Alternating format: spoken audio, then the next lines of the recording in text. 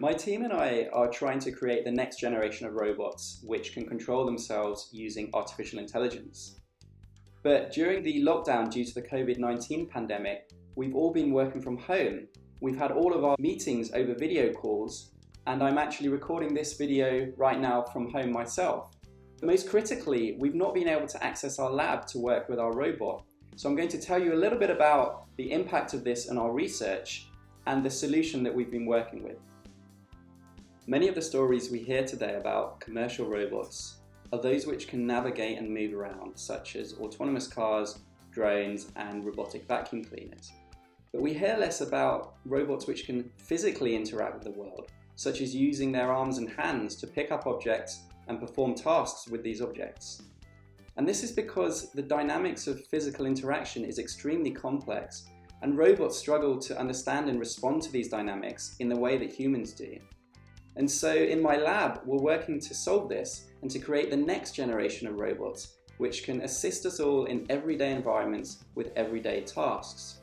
For example, we want to create a robot for your home which could pick up a plate from your dining table, open the door of your dishwasher, and then stack the plate inside the dishwasher. Of course, this requires us to run experiments physically on our robot.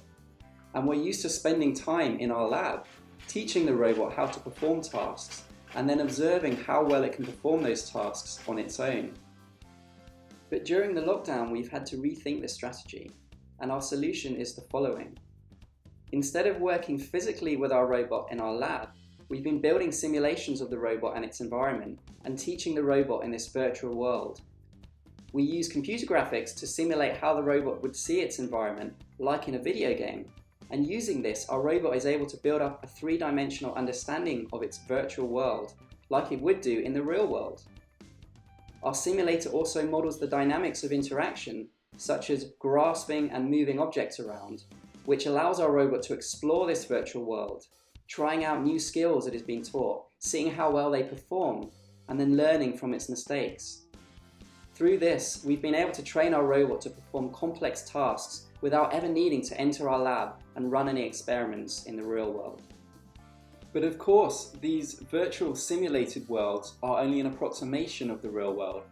So hopefully soon, as the lockdown restrictions ease, we're able to return to our lab at Imperial and see whether our robot can perform these same tasks in the real world, even though the only knowledge it's ever had is that of the virtual world.